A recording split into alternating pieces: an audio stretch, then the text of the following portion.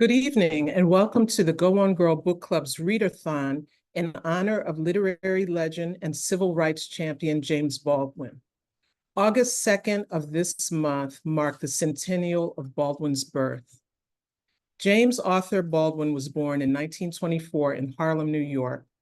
In his early teens, he was active as a preacher in a small revivalist church, a period he would write about in his semi-autobiographical novel, Go Tell It on the Mountain, 1953, and in the play The Amen Corner, performed in 1965, about a woman evangelist. After high school, Baldwin began a restless period of low-paying jobs, self-study, and literary apprenticeship in New York City. Disgusted with America's racial injustice, he left in 1948 for Paris, where he wrote the essay collection Notes of a Native Son, 1955, and his second novel, Giovanni's Room, 1956, which dealt explicitly with homosexuality. In 1957, Baldwin returned to the United States and became active in the civil rights movement. His book of essays, Nobody Knows My Name, 1961, explores Black-white relations, a theme also central to his novel, Another Country, 1962. In The Fire Next Time, 1963, perhaps his most powerful civil rights work, he said that Blacks and whites must come to terms with the past and make a future together or face destruction. In 1965, he famously debated William F. Buckley on whether the American dream had been achieved at the expense of African Americans.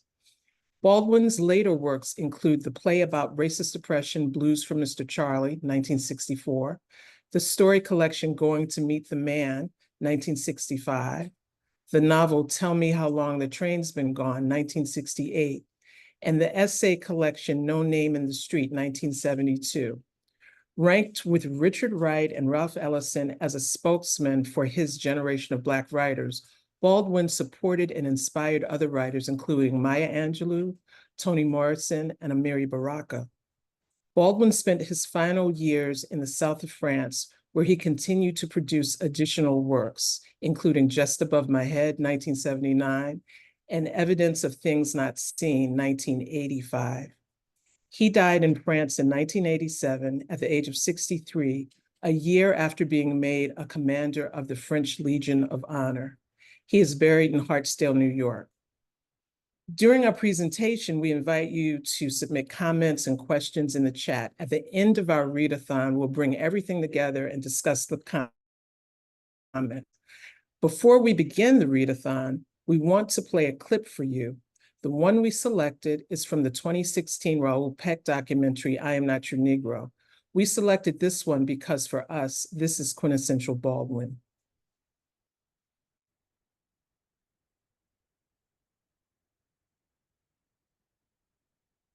I would like to add someone to our group here. Professor Paul Weiss, a Sterling Professor of Philosophy at Yale.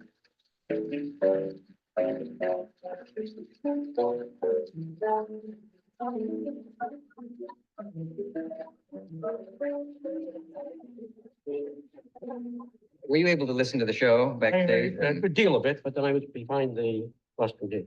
Yes. So I heard only some of it. Did you hear anything that you disagreed with? I disagreed with a great deal of it. And of course, a good deal I agree with.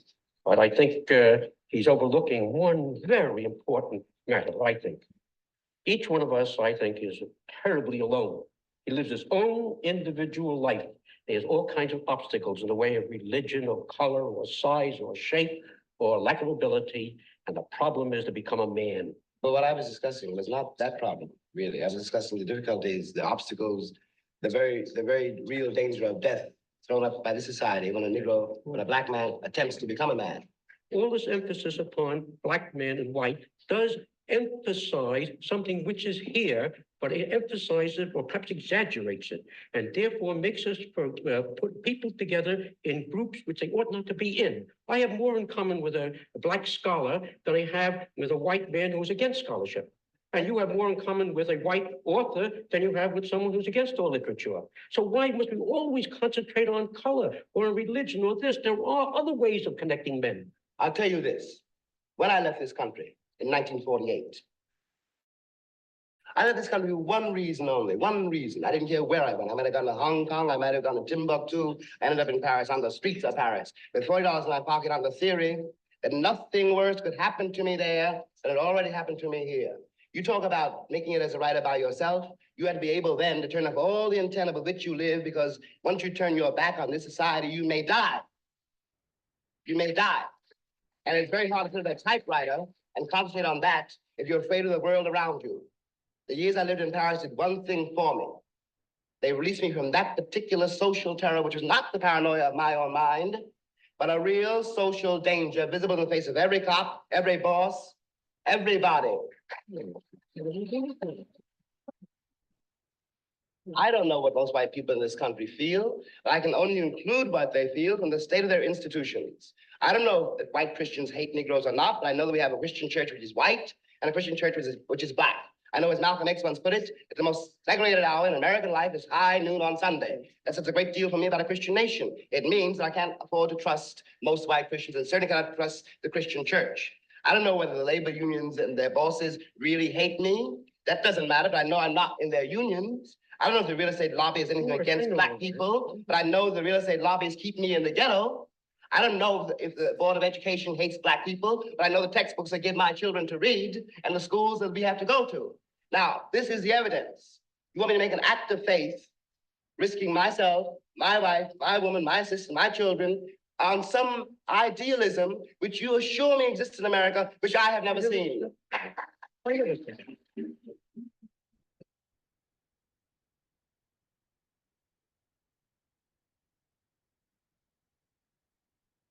Tonight, 4 of my fellow Go On Girl members will read excerpts from their favorite Baldwin works from 4 genres, including poetry, autobiography, short stories, and social commentary. Don't forget to post your comments or questions in the chat. At the end of our read-a-thon, we'll bring everything together and discuss the comments. Our first reader is LaTanya Jordan. Yes, thank you. I am LaTanya Jordan. I'm from Indiana 6.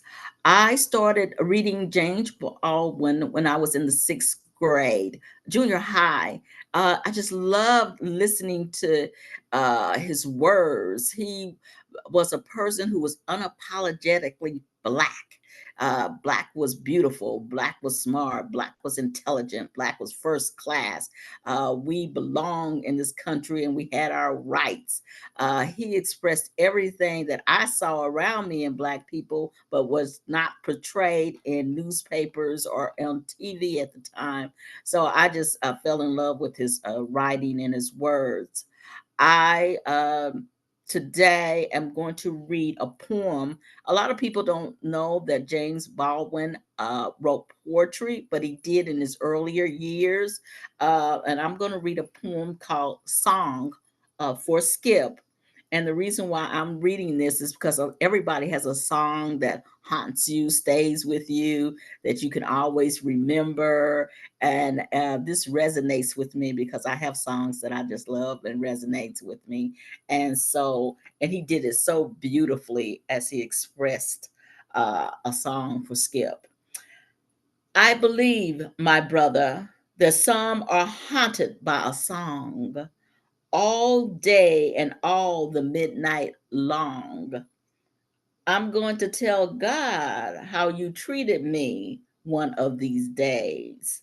Now, if that song tormented me, I could have no choice but be whiter than a bleaching bone of all the ways there are. This must be the most dreadful way to be alone. White rejects light, while blackness drinks it in, becoming many colors, and stone holes beat, while grass smothers and flowers die, and the sleeping snake is hacked to pieces while digesting his, so to speak, 3 martini lunch. Dread stalks our streets and our faces. Many races gather again to despise and despair and destroy us, nor can they any longer pretend to be looking for a friend. That dream was sold when we were on the auction block. of manifest destiny. Time is not money, time is time. And the time has come again to outwit and outlast, survive and surmount the authors of the blasphemy of our chains. At least we know a man when we see one, a shackle when we wear one, or a chain when we bear one, a noose from a halter or a pit from an altar. We who have been blinded and not blind, and sense when not to turn the mind. Time is not time. Time is time. You made the money, we made the rhyme. Our children are. Our children are. Our children are, which means that we must be the pillar of cloud by day and of fire by night, the guiding star.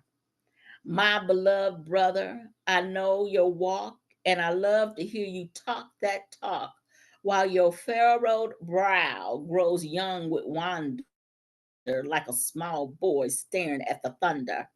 I see you somehow at the age of 10, determined to enter the world of men, yet not too far from your mother's lap, wearing your stunning baseball cap. Perhaps then around 11, wondering what to take as given, and not much later going through the agony bequeathed to you. Then spun around, then going under, the small boy staring at the thunder. Then take it all and use it well, this manhood calculating through this hell. Who says better, who knows more than those who enter at the door called a black? For black by Christians who raped your mother and then lynched you in seed from their lawns. Flesh of their flesh, bone of their bone. What an interesting way to be alone. Time is not money, time is time. And a man is a man, my brother, and a crime remains a crime. The time our fathers bought for us resides in a place no man can reach except he be prepared to disintegrate himself into atoms and to smash fragments of bleaching bone, which is indeed the great temptation beckoning this disastrous nation. It may indeed precisely be all that they claim is history. Those who required of us a song know that their hour is not long. Our children are the morning star. James Baldwin. Thank you, Latanya. Our next reader is Vivian Phillips' husband. Thank you. I am Vivian Phillips' husband, and I'm from our Seattle chapter, and I will read from No Name in the Street, the 1972 edition. I've chosen this selection because although James was known to me as a relentless and eloquent truth teller about Black experience in America, and for his resistance to this intense pressure by America to whitewash the systemic issues rooted in our founding that kept people of color subjugated under oppression. This selection reminds me that through all of that, he was human. He reached a point, as we all no doubt do or have, where he needed to just simply step back from the constant bearing of witness to the cruelty. And in doing so, he experienced a shift or even an elevation in his thinking that included an indictment of the same patterns of injustice happening to people of color across the globe. Well, time passes and passes. It passes backward and it passes forward, and it carries you along, and no one in the whole wide world knows more about time than this. It's carrying you through an element you do not understand into an element you will not remember. Yet something remembers. It can even be said that something avenges. The trap of our century, and the subject now before us. I left home, Harlem, in 1942. I returned in 1946 to do with a white photographer one of the several unpublished efforts, had planned to marry, then realized that I couldn't or shouldn't, which comes to the same thing, threw my Reading wing into the Hudson River and left New York for Paris in 1948. By this time, of course, I was mad as my dead father. If I had not gone mad, I would not have left. I starved in Paris for a while, but I learned something. For one thing, I fell in love. Or more accurately, I realized and I accepted for the first time that love was not merely a general human possibility, nor merely the disaster it had so often by then been for me, according to me. Nor was it something that happened to other people like death, nor was it merely a mortal danger. It was among my possibilities. For here it was, breathing and belching beside me. And it was the key to life, not merely the key to my life, but to life itself. My falling in love is in no way the subject of this book, and yet honesty compels me to place it among the details, for I know that my story would be a very different one if love had not forced me to attempt to deal with myself. It began to pry open for me the trap of color, for people do not fall in love according to their color. This may come as news to noble pioneers and eloquent astronauts, to say nothing of most of the representatives of most of the American states. And when lovers quarrel, as indeed they inevitably do, it is not the degree of their pigmentation that they are quarreling about, nor can lovers on any level whatever use color as a weapon. This means that one must accept one's nakedness, and nakedness has no color. This can come as news only to those who have never covered or been covered by another naked human being. In any case, the world changes then, and it changes forever. Because you love one human being, you see everyone else very differently than you saw them before. Perhaps I only mean to say that you began to see. And you are both stronger and more vulnerable, both free and bound. Free, paradoxically, because now you have a home, your lover's arms, and bound to that mystery, precisely a bondage which liberates you into something of the glory and the suffering of the world. James Baldwin. Thank you, Vivian. Our third reader is Brenda Aiken-Thompson. Good evening. My name is Brenda Aiken-Thompson. I'm from Go On Girl, New Jersey 4. Tonight, I'm going to read from James Baldwin's collection of short stories called Going to Meet the Man. Two of my favorite genres are short stories and historical fiction. 3 times a year, Go On Girl has on its reading list genres in historical fiction and short stories by the same author and short stories by different authors. My love for short stories and historical fiction stems from my desire to someday after I retire to write my own collection of historical fiction short stories from my childhood experiences and years. I also want to write my own stories to prove my freshman English professor wrong when she asked, did I even take English after my first class essay, nearly railroading my freshman year and college dream? Me, a young 18-year-old Black girl from the Fort Greene projects in Brooklyn, first from her South Carolina family to get a high school diploma and dare to go to college. Not only did I take English, I was in honors English. How dare she? My middle school and high school years were during the Civil Rights and Black Power era, 1965 to 1973. And part of my awareness of my Blackness, my culture, my Black is beautiful, of becoming woke, was reading James Baldwin.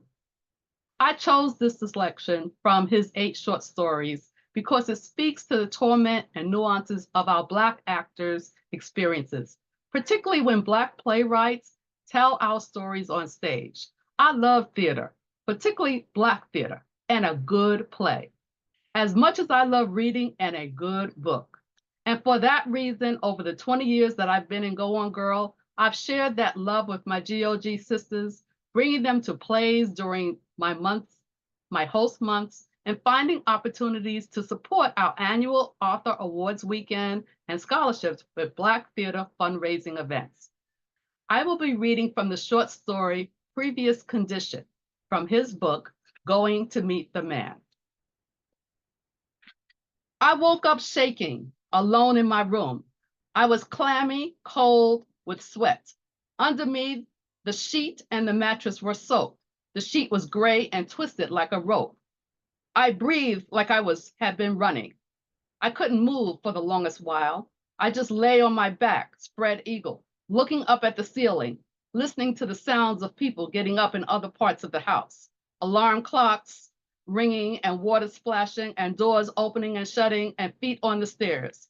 I could tell when people left for work. The whole doorway downstairs whined and shuffled as it opened and gave a funny kind of double slam as it closed. One thud and then a louder thud and then a final click. While the door was open, I could hear the street sounds too, horses' hoofs and delivery wagons and people in the streets and big trucks and motor cars streaming on the asphalt. I had been dreaming. At night, I dreamt and woke up in the morning trembling, but not remembering the dream, except that in the dream, I had been running. I could not remember when the dream or dreams had started. It had been a long ago.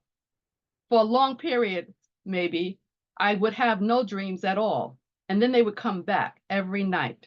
I would try not to go to bed.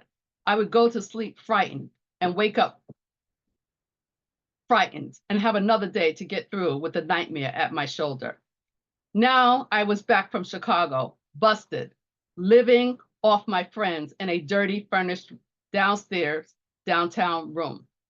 The show I had been with had folded in Chicago. It hadn't been much of a part or much of a show either.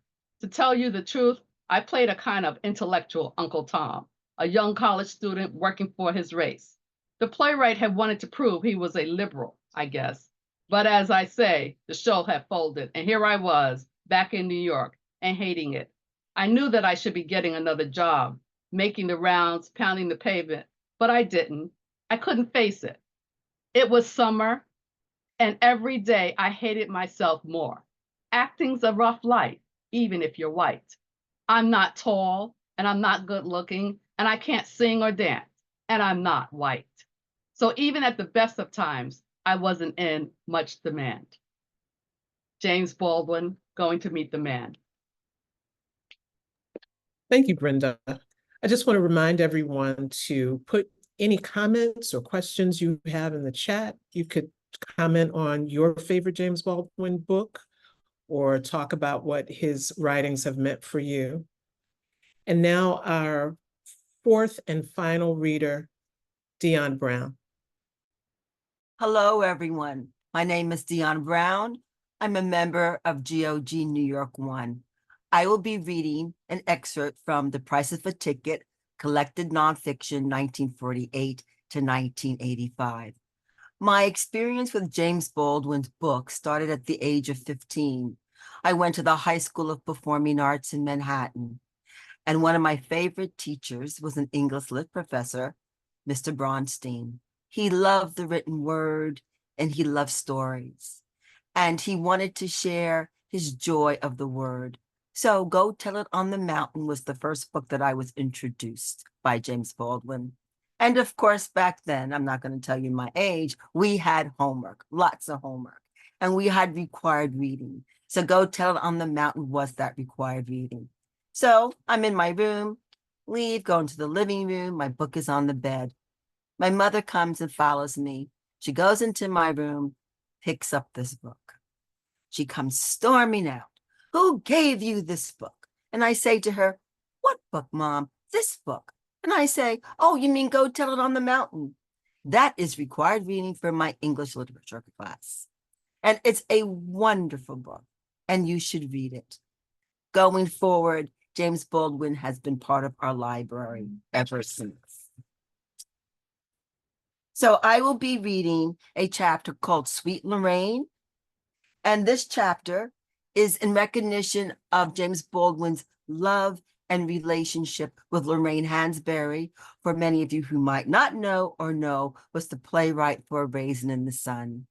These two individuals were kindred spirits. They loved to party, but they also loved to collaborate in their art. So this is his tribute to Sweet Lorraine. And unfortunately, she died in her 30s. So of course, this broke Jimmy's heart. So this is his dedication to his Sweet Lorraine. That's the way I always felt about her. And so I won't apologize for calling her that now. She understood it in that far too brief a time when we walked and talked and laughed and drank together, sometimes in the streets and bars and restaurants of the village, sometimes at her house, gracelessly fleeing the houses of others, and sometimes seeming, for anyone who didn't know us, to be having a knockdown, drag-out battle. We spent a lot of time arguing about history and tremendously related subjects in her Bleecker Street and later Waverly Flats. And often, just when I was certain that she was about to throw me out as being together too rowdy a type, she would stand up, her hands on her hips. For these down-home sessions, she always wore slacks, and pick up my empty glass as though she intended to throw it at me.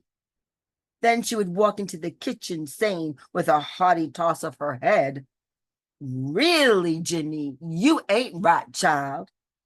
With which stern put down, she would hand me another drink and launch into a brilliant analysis of just why I wasn't right. I would often stagger down her stairs as the sun came up, usually in the middle of a paragraph and always in the middle of a laugh. That marvelous laugh, that marvelous face. I loved her. She was my sister and my comrade.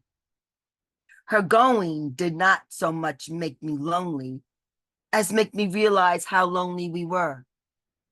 We had that respect for each other, which perhaps is only felt by people on the same side of the barricades, listening to the accumulated thunder of hooves of horses and the heads of tanks. The first time I ever saw Lorraine was at the Actors Studio in the winter of 58-59. She was there as an observer of the workshop production of Giovanni's Room. She sat way up in the bleachers, taking on some of the biggest names in the American theater because she had liked the play and they, in the main, hadn't. I was enormously grateful to her. She seemed to speak for me, and afterwards she talked to me with a gentleness and a generosity never to be forgotten. A small, shy, determined person with that straight, dictated, but absolutely impersonal ambition. She was not trying to make it. She was trying to keep the faith. We really met, however, in Philadelphia in 1959, when A Raisin in the Sun was at the beginning of its amazing career. Much has been written about this play. I personally feel that it will demand a far less guilty and constructed people than the present-day Americans to be able to assess it at all. As an historical achievement, anyway, no one can gainsay its importance. What is relevant here is that I have never in my life seen so many Black people in the theater. And the reason was that never in the history of the American theater had so much of the truth of Black people's lives been seen on the stage. Black people ignored the theater because the theater has always ignored them. But in Raisin, Black people recognized that house and all the people in it, the mother, the son, the daughter, and daughter-in-law, and supplied the play with an interpretive element which could not be present in the minds of white people, a kind of claustrophobic terror created not only by their knowledge of the streets. And when the curtain came down, Lorraine and I found ourselves in the backstage alley where she was immediately mobbed. I produced a pen, and Lorraine handed me her handbag and began signing autographs. "It only happens once," she said. I stood there and watched. I watched the people who loved Lorraine for what she had brought to them, and watched Lorraine who loved the people for what they brought to her. It was not for her a matter of being admired. She was being corroborated and confirmed. She was wise enough and honest enough to recognize that Black American artists are in a very special case. James Baldwin. Thank you, Dion. Now we're going to discuss James Baldwin. Feel free to put questions and comments in our chat. I just wanted to start off. First of all, I'm thrilled to see the various ways James Baldwin Centennial is being celebrated by libraries, schools, organizations, and I'm just going to name a few entities that are celebrating him. First of all, Penguin Random House has released the James Baldwin box set that includes principal novels like Go Tell It on the Mountain, Giovanni's Room, and If Beale Street Could Talk. And the slipcase that the books are encased in features portraits of Baldwin by his friend and noted artist, Buford Delaney. Random House has also released a video titled Happy Birthday, James Baldwin, that can be viewed on their site or on YouTube. And they release the Baldwin 100 podcast, and it features Dr. Eddie S. Glaude Jr., Roxane Gay, Billy D. Williams, Robert Jones Jr., and other luminaries speaking on why Baldwin and his works remain relevant. Now, from a young age, Baldwin was a patron of the New York Public Library. He's talked about how he spent days in the library studying and reading. And fittingly, there are two exhibitions honoring him in the New York Public Library system. The first one is James Baldwin, Mountain to Fire. That's on view in the Stephen A. Swarzman building of the main branch of the New York Public Library. And there's Jimmy, God's Black Revolutionary Mouth. That's at the Schomburg Center for Research in Black Culture in Harlem. So you can look those up on their sites. At the Smithsonian's National Portrait Gallery down in DC, there's an exhibit titled This Morning, This Evening, So Soon, James Baldwin and the Voices of Queer Resistance.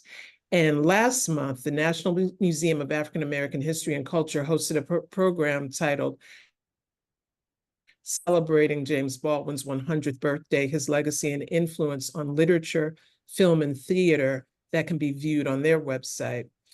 And lastly, I'd also like to mention one of my favorite artists, singer and bassist Michelle Indigiocello, recently on James Baldwin's birthday, which was the 2nd of this month, dropped the album No More Water, the Gospel of James Baldwin on his birthday. So those are some of the ways James Baldwin's centennial is being celebrated. In the past years, I've noticed a lot of interest, not only in Baldwin's writings, but his speeches and discussions. There was a documentary by Raoul Peck. We showed a segment from that, I Am Not Your Negro. And if you saw the documentary, Mr. Soul, about Ellis Hazlitt, who had a show on New York Public Television called Soul, it features excerpts of a young Nikki Giovanni interviewing James Baldwin. And, you know, there are various speeches of his that have been making the rounds on social media, speeches, discussions, him appearing on shows like the Dick Cavett Show. And my panelists, I wanted to know what you've been noticing recently, and what do you think about, I don't want to call it a resurgence, but this heightened interest in James Baldwin's work and his life. What do you think?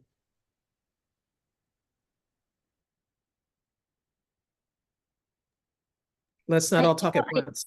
Yeah. So, I think for me, what I see is a desire to pick up the mantle that he carried around, being a truth teller.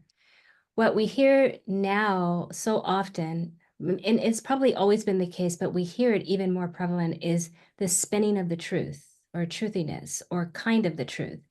And James Baldwin was always brought integrity to what is real and what is at the root of why individuals are behaving the way they're behaving. And so I think with all of the unrest that's happening, especially in America, but you see it across the world, you see a desire from a lot of our young people wanting to hear what is true and to speak truth to the situation that's being shared.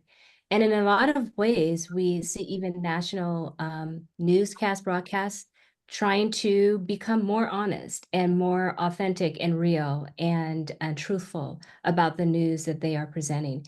And I think that was James Baldwin. I think that is the one lesson that he left for us as a people on this globe, is that you need to be real. And until you get to what is true, what is real, it is very hard for you to change a lot of the systemic issues that are happening across the globe. Thank you, Vivian. I'm just going to read some of the comments we've been getting. Keoka Boyce and Joyce also says that Lorraine Hansberry is a cousin of Lucia Hansberry Lindsay of Florida One. Daphne Aiken-Williams says, my dungeon shook. I guess that is her favorite writing by James Baldwin. Love that he took the time to write a letter to his namesake nephew about race. What a gift. Joyce Williams thought the poem that LaTanya read was beautiful. And she also mentions that Lorraine Hansberry is one of Lucia Hansberry Lindsay's, is the cousin of one of our members, Lucia Hansberry Lindsay. Wow. And Gloria Tyson says, Lily's wonderful interpretive reading of such a renowned Black author. Thank you. If Beale Street Could Talk is one of my favorites. Does anyone else want to talk about James? You know, it's amazing how the more things change, the more they stay the same. And from an artistic aspect, the documentary between James Baldwin when he was in England with Buckley, they made a play from that. And it's touring around the United States, so you can Google and find out where it's being played. Also, to see some of his books be turned into films. Go Tell on the Mountain, If Beale Street Could Talk. The man was prolific. For me, some people consider him a prophet, and I refer to him as a prophet. He had vision. He could see, and he was so brave. Lita, who's in my chapter, we talked about a young 24-year-old in 1948 with only $40 in his pocket goes to France. That tells you that he had to live his life his way without anyone getting into his way, because he knew if he would stay in America, he would have killed someone or he would have committed suicide. And he tried several times. So for young people, when you hear your voice, when you hear your calling, you follow it. And no matter what anyone else says, you just follow it, especially for young people that want to be artists. Because we have a tendency of having parents and family members saying, oh, you won't make any money, you're going to be poor. You just follow your heart. And that's one thing I loved about James. He followed his heart and he listened to his intuition. Yes, and I will add to that. He was able to do that because he had a phenomenal mother. And Yes.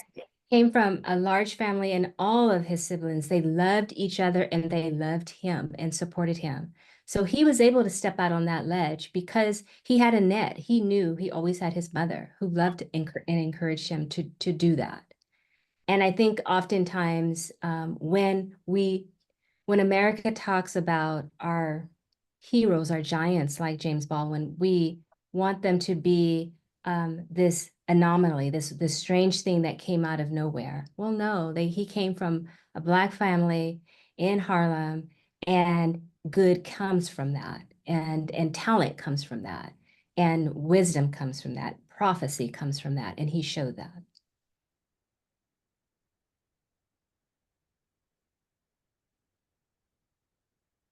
Brenda, if Brenda, you're you're talking, on mute.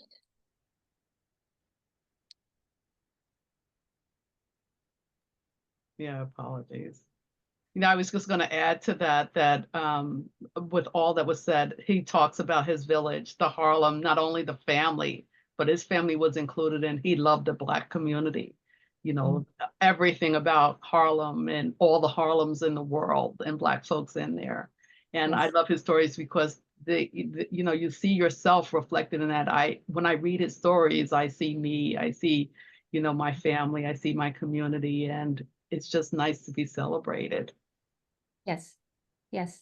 I was watching the interview with that Maya Angelou and he talks about the energy. I mean, he uses his hands. The energy of Black people is nothing like it in the entire world. So you've got to sense that although he moved to Paris so that he can write and be unencumbered by all the stuff that's in America, he loved America. He loved Black people in America. Yeah.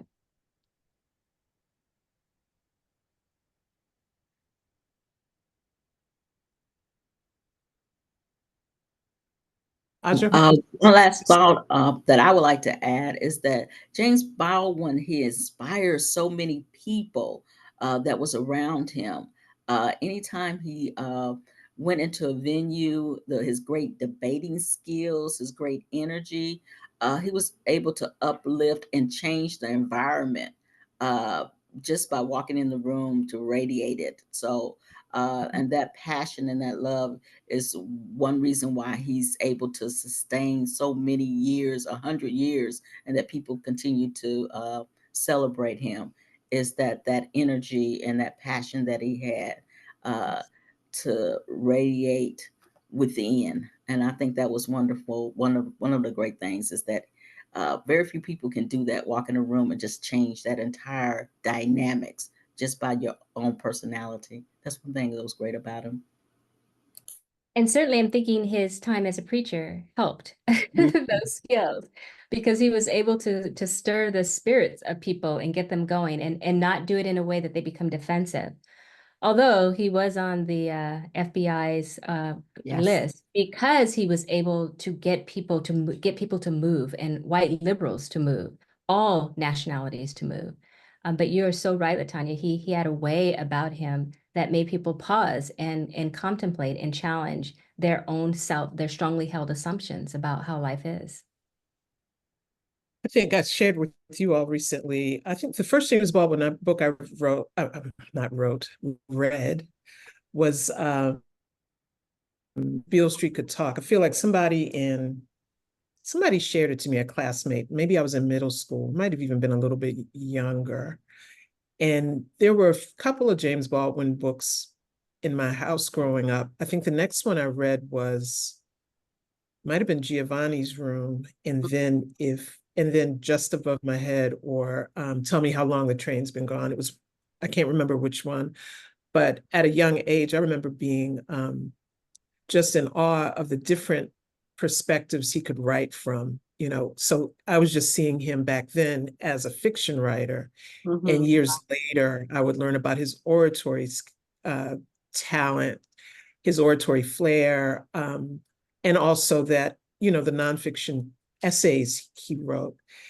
But watching Raoul Peck's I Am Not Your Negro really, really humanized him for me, because in it, and it's kind of based on works that he didn't get to publish, you know, things he worked on before he died. And the filmmaker Raoul Peck met with his sister, and his sister, you know, gave him permission to use his writings and notes.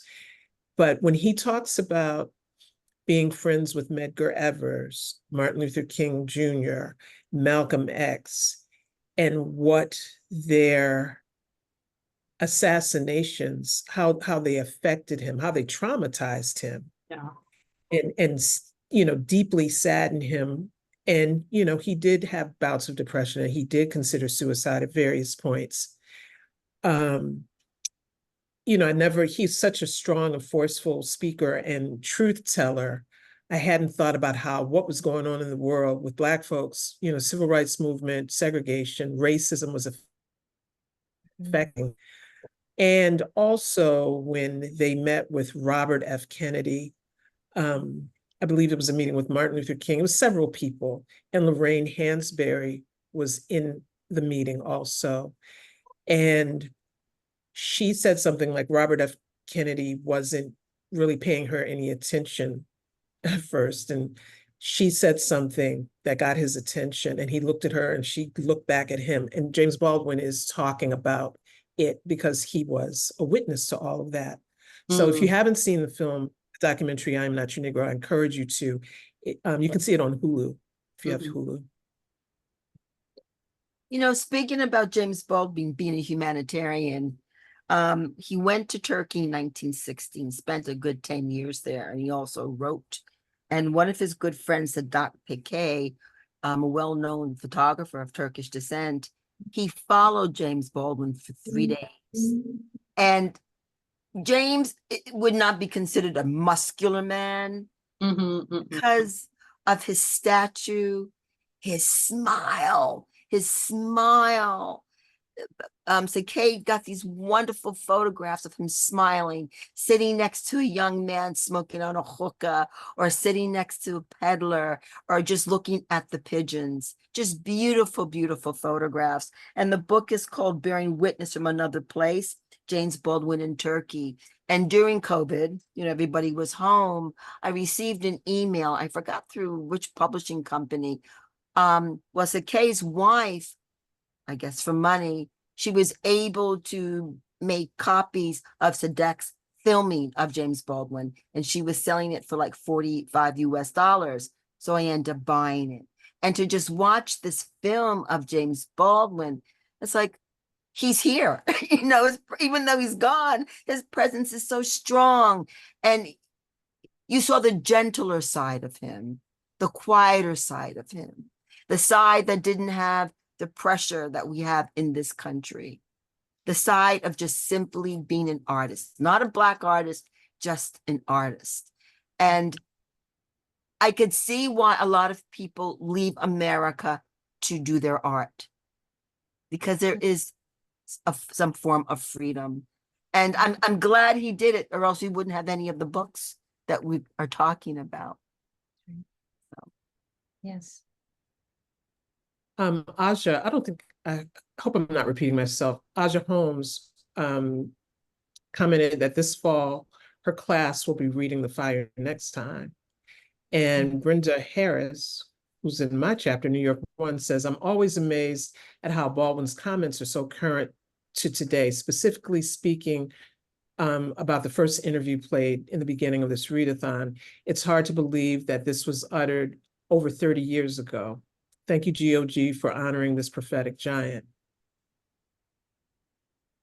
And I was saying, I noticed there had been a lot of interest in James Baldwin's speeches and all on social media. I especially noticed it during the pandemic when and after George Floyd's murder, those kinds of things. And as protests started, I noticed that there was a lot of James Baldwin things being shared on social media.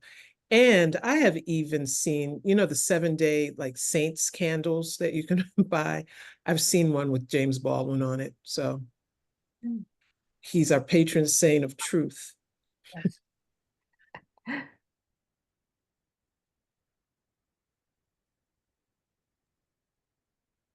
Feel free to add comments to the chat, those of you out in the audience. I would say you all talked about how you discovered James Baldwin, or when you discovered him.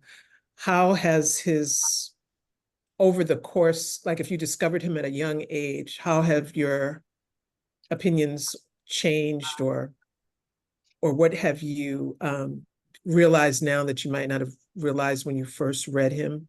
Anything in particular? You know what, Julia, on a academic level, reading his book at 15 years old, that's amazing. Because right now that's required reading in college. But for a 15-year-old to read James Baldwin, we were thinkers. We were critical thinkers. And I'm very happy that Mr. Bronstein saw that in us and that he was able to introduce us to him and other great authors. And I would say to the audience, if they have children of the age of 13, read James Baldwin. Even if you read it to them, read, and you just have this wonderful discussion.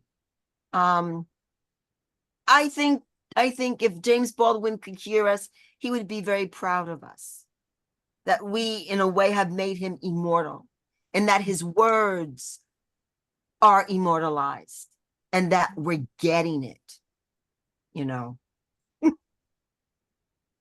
You know what I was thinking too, seeing him on shows like Dick Cavett, talk shows used to have intellectuals as guests. It wasn't, and they didn't come on, people weren't just on because they were pushing a book or pushing a new album. They came on for discussion, and discussion would go on. So that was, it was regular, a regular occurrence back then. I wish that same kind of discussion would go on now, but that was really good.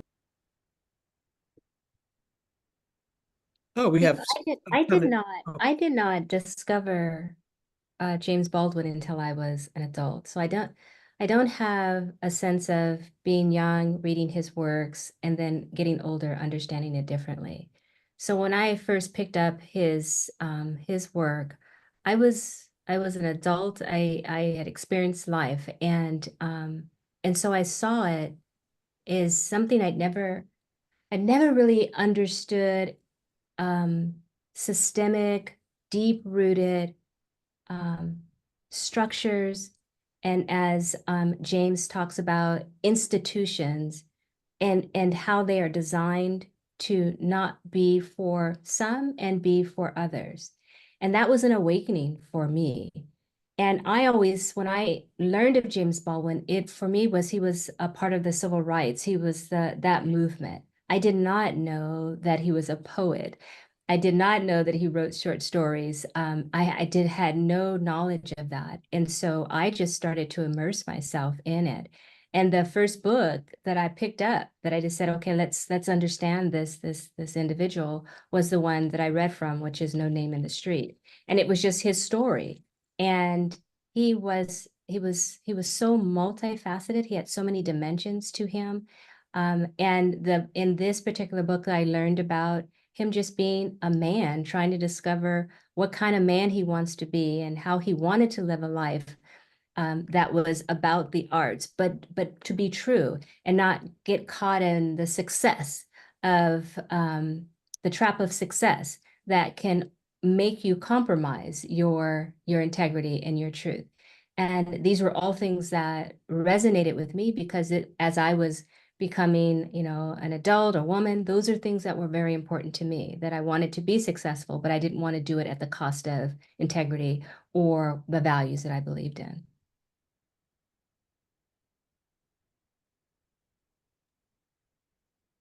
I think for me, the Going to Meet the Man wasn't a book written intentionally as short stories. It was actually essays that he had written for different magazine articles or different newspaper articles. And then it became a collection. In 1965, they put together some of his stories. I think it's important for us, and I like one of the genres on our reading list is classics, and that we get a chance to reread something that we might have read so many years ago, because it's different. I read something at 15 and then read it again, at 20 or 30 or 40. It just means something different because, as you said, Vivian, we now have life experiences. We've experienced life, and so all of it's still it's profound. If I read something from him now, 1965, that had a different impact on me. Reading it now, it's like, wow, it moved me to be proud of myself. It still moves me to be proud, but now I talk to my children differently about it. I talk, not even children that I may have birthed, but even just children that come to me in different ways that I meet in terms of young people. Yes. I'm happy for his writing and that it lived. And it's important that we make sure that books like his stay on the shelves in libraries and in states and in cities. So we really have work to do because our children may miss this opportunity if it's not there. I would say that I was shocked when I found out that James Baldwin had been banned in some libraries, that other people didn't see him as I saw him. When I was reading his book and watching his interviews, great debater, a defender of Black people and their intellect and their abilities. And also talking about the institutionalized systems that have kept them from entering. So I was shocked to hear that and to know that that still exists. I, I after all we've been through this country, people still are trying to ban something that I was shocked, and I'm still shocked. Uh, I think someone said it best: the more things change, the more they stay the same. It's just surprising to me that we still have some of the same issues that James Baldwin talked about back in the why he left this country to begin with. To write, we still have the same issues. For me, I'm so glad that he exists because he is still pride of my Black culture, my Black history, that we've done so much in this country that others do not recognize.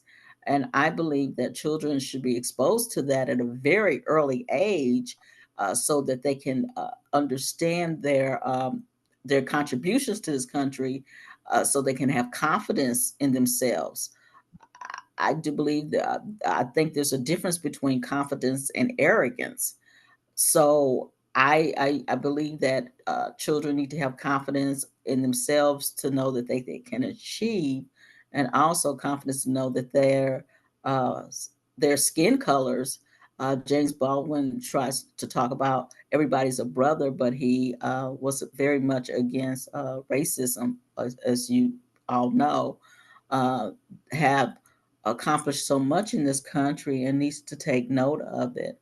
So for me, going back through the classics, I get the chance to see what has progressed in this country and what has not progressed. It's wonderful to see so many more Black authors in this country writing.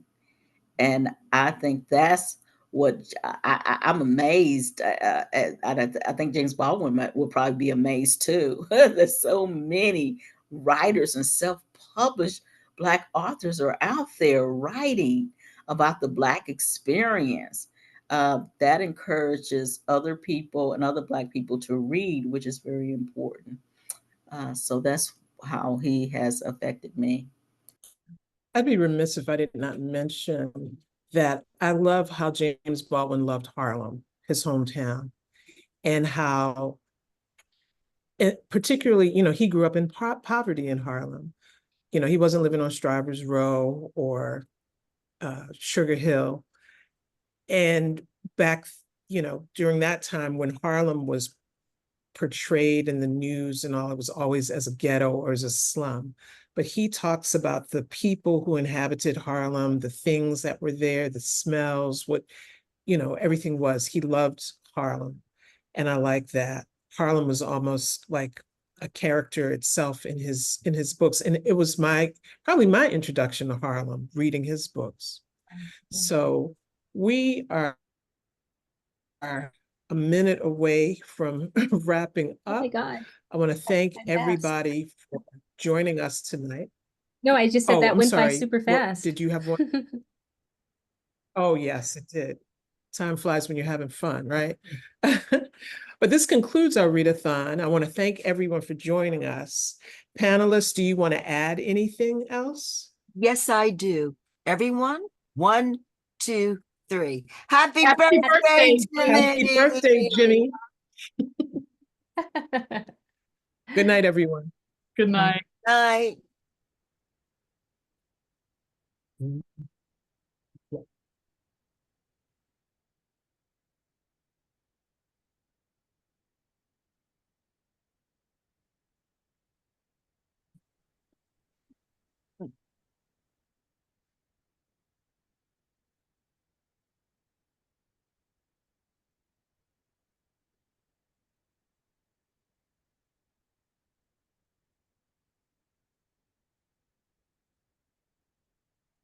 Hmm.